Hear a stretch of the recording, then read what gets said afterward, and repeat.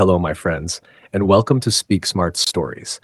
Imagine losing your freedom for 77 years. 27 years behind bars, separated from your family, your friends, and the world outside. Most people would come out of prison angry. Most people would want revenge.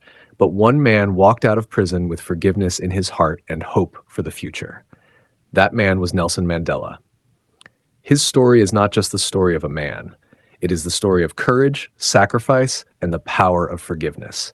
And today I will take you on an incredible journey through the life of the man who changed South Africa and inspired the entire world. Nelson Mandela was born on July 18, 1918, in a small village called Mvezo in South Africa. His birth name was Rolihlahla Mandela, which in his language means troublemaker. And in many ways, that name predicted his future. But Mandela was not a troublemaker in the ordinary sense. He was a man who challenged injustice. He grew up in the beautiful hills of the Eastern Cape. His father was a respected leader in his community.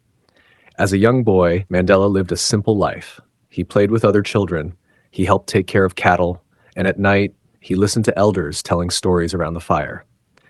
These stories were about African warriors, brave leaders, and heroes who fought for their people.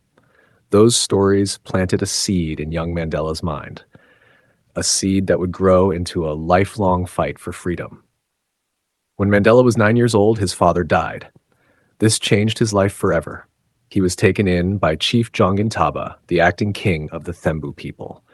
In the royal household, Mandela learned something very important. He watched leaders discuss problems and listened to everyone before making decisions. This taught him that a true leader serves the people, not himself.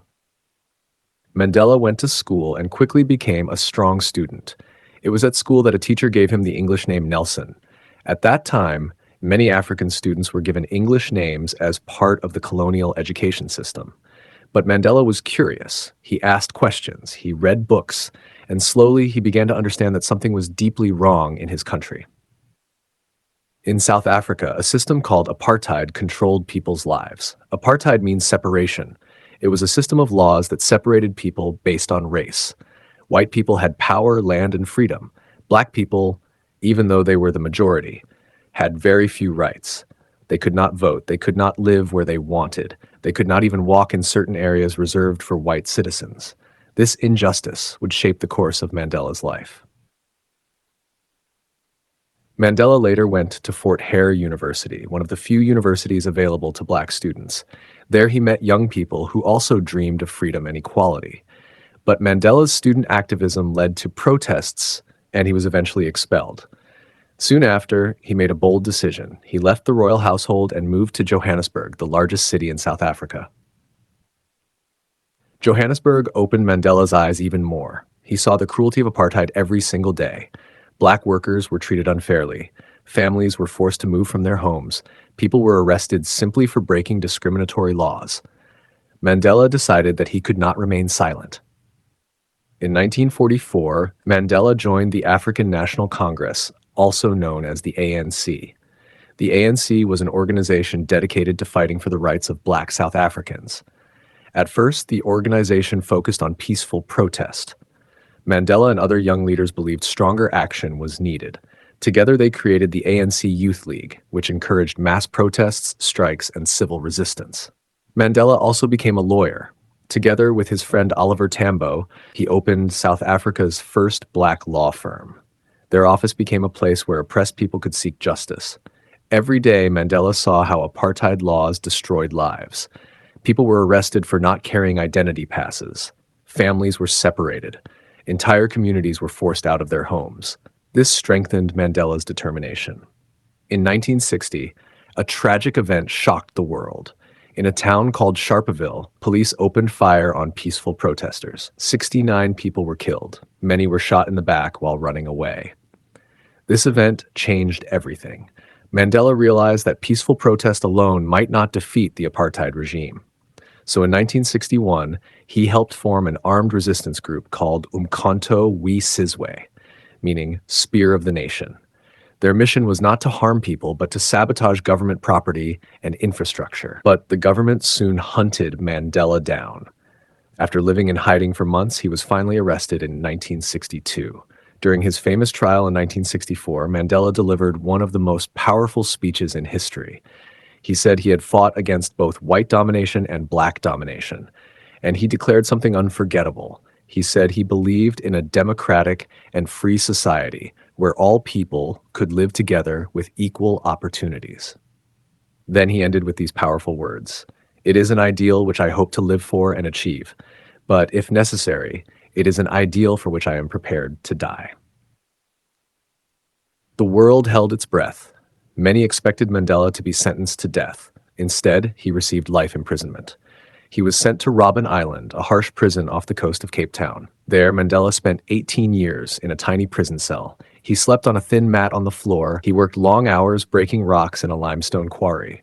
The conditions were brutal, but Mandela refused to let prison break his spirit. Instead, he turned the prison into a place of learning. Prisoners studied history, politics, and law. They debated ideas and educated each other. Robben Island became known among prisoners as Mandela University. Even prison guards began to respect him. Mandela believed that understanding your enemy was the first step toward peace. Years passed, 5 years, 10 years, 20 years. Across the world, people began demanding Mandela's freedom. A global movement grew with a powerful message: free Nelson Mandela. Countries imposed sanctions on South Africa. Artists refused to perform there. Pressure grew stronger every year. Finally, on February 11, 1990, after 27 years in prison, Nelson Mandela walked free. Millions of people around the world watched the historic moment. Mandela walked out of prison with his fist raised high. He was 71 years old, but his mission was far from over. Mandela immediately began working with South African leaders to end apartheid peacefully. The negotiations were difficult and dangerous. Violence threatened the country, but Mandela insisted on reconciliation instead of revenge. In 1993, Mandela and President F.W. de Klerk received the Nobel Peace Prize for their efforts. Then history was made. In 1994, South Africa held its first democratic election where people of all races could vote. Millions of citizens stood in long lines, many voting for the first time in their lives, and Nelson Mandela became the first black president of South Africa. Instead of revenge, Mandela chose unity. He created the Truth and Reconciliation Commission, where victims and perpetrators of apartheid could tell their stories. The goal was healing, not hatred. Mandela served one term as president and then stepped down peacefully in 1999, strengthening democracy in the country. Nelson Mandela passed away in 2013 at the age of 95, but his legacy lives on. He proved that courage can defeat injustice. He proved that forgiveness can heal nations, and he proved that even the impossible can become reality. Nelson Mandela once said, "It always seems impossible until it's done."